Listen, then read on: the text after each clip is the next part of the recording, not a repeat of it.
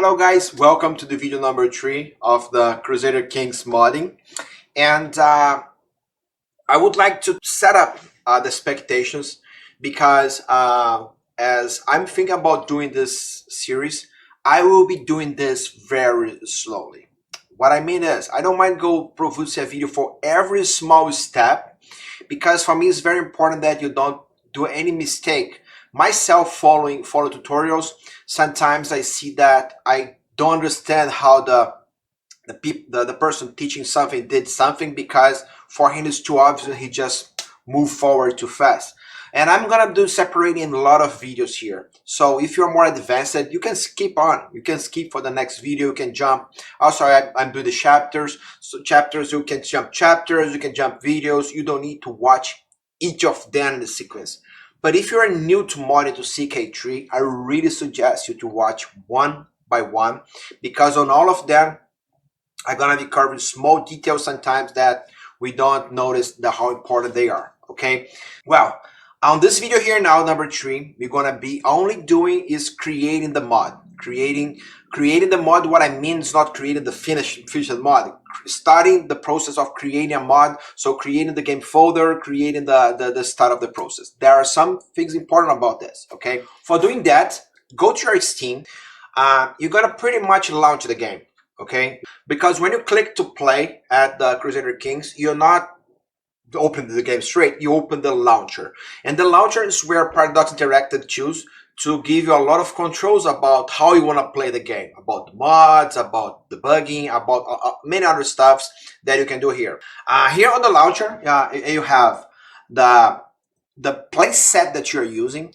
Playset is a very important concept of the launcher, which, as you probably know, or if you have been playing with mods, you're doing what I told you to do in the first video, you can pretty much create different playsets here and try different group of mods. And you can see the DLCs that you have. And most important now for us is you can see all the installed mods you have. At this page here, I want you to click on upload a mod. I know this the name is a little misleading because you're not uploading any mod yet. I understand that, but it's here where you're gonna be clicking to create your mod. So you come here and just click create a mod.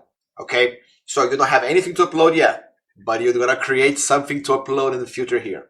Okay, so I want you to name here your mod as your first mod. Your first mod.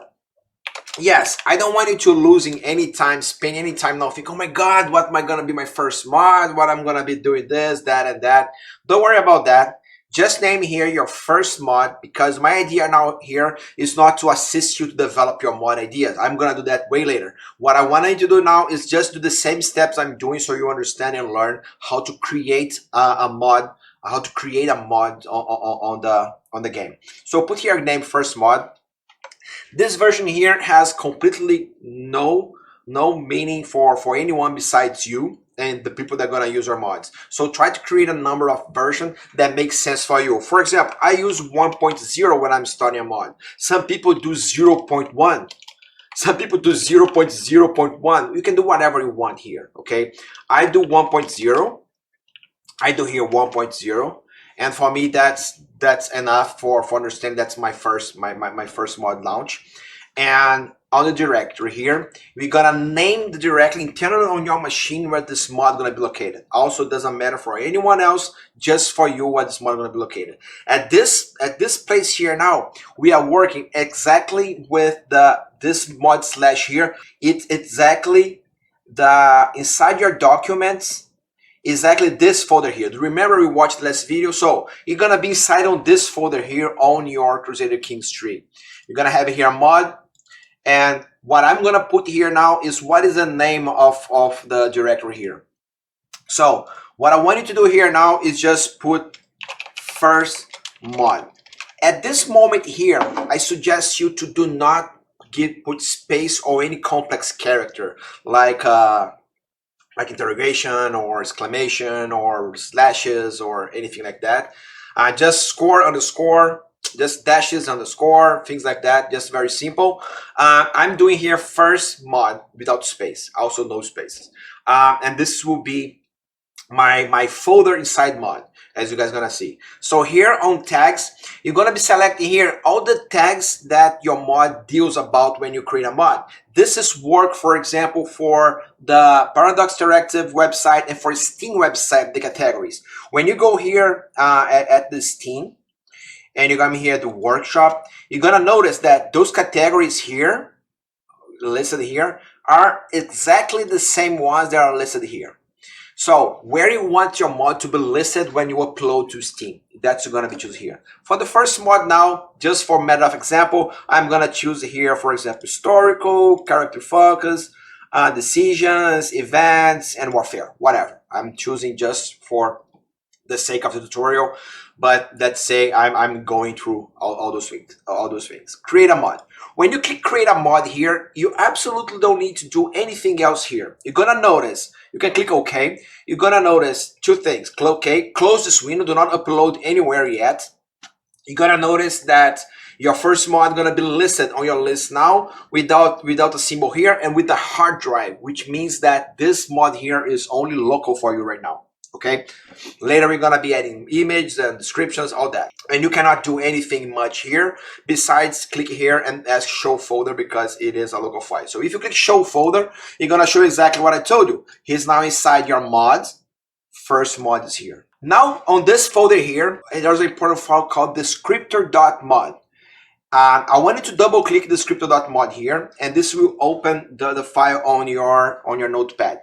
If you don't have Notepad++, but you probably don't have, you can go to the website. The website of Notepad++ is pretty much notepad-plus-plus.org, and you click in download and download the latest version here and install. It's a free software. You don't need to pay anything for here, but I suggest you and I would like you to donate for the author. I already donated, I think, $20 for this guy because I use Notepad++ a lot.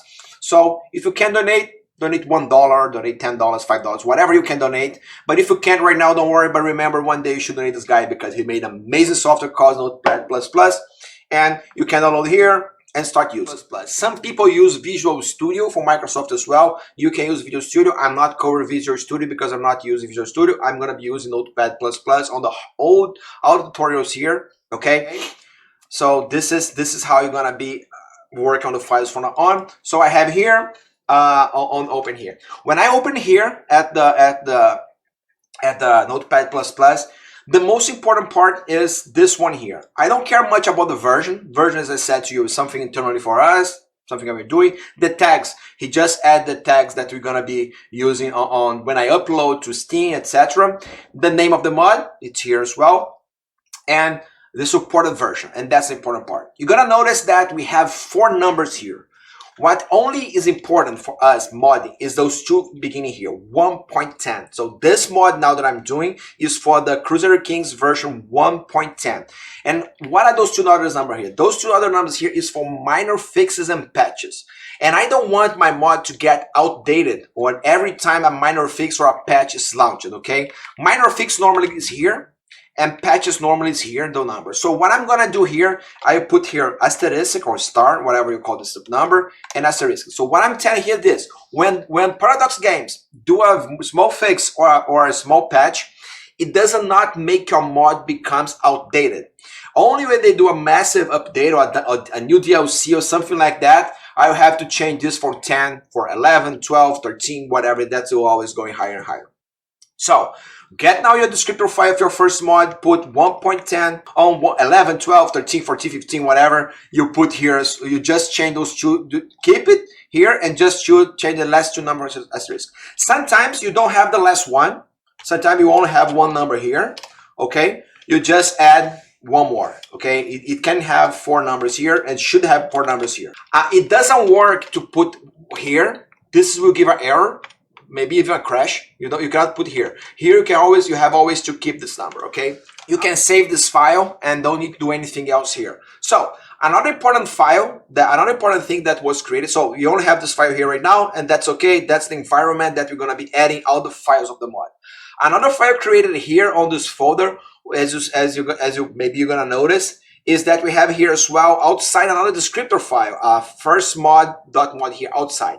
That file is only matters for your launcher, okay? which is where the local file is located. After you download your mod, you're gonna notice that on your descriptor file inside your mod, for example, this one here, mine, which I upload already. Let's get one here, for example. You're gonna notice that my descriptor file, after I upload, for example, for Steam, they're gonna have remote file ID, the number ID of that mod, as I showed you before on the workshop. But right now that you didn't download your mod to anywhere, it doesn't have this last one here, and don't add any number here, okay? So because it will automatically receive that number here when you upload for the first time. The Steam will know, oh, that's the first time this guy uploaded this file, and it gonna automatically give you a number for your file, so you don't put it that. But on your folder, on your mod folder, is all the information about your local file, which will never change. They will never use that number of the remote file. He don't care. He cares about the path of your local file. Okay, and your path of your local file is here. That's only used by your computer. You don't need to change anything here. For example, you don't need to change the versions here. Don't worry. This will all be updated accordingly with the game version. Guys, that's it. I think I covered all the details about how to create a mod and how properly version your mod to start adding files here. Again, I will cover step by step, and I hope this one here was able to clarify everything about creating a mod and what matters or what is important on this. Thank you so much.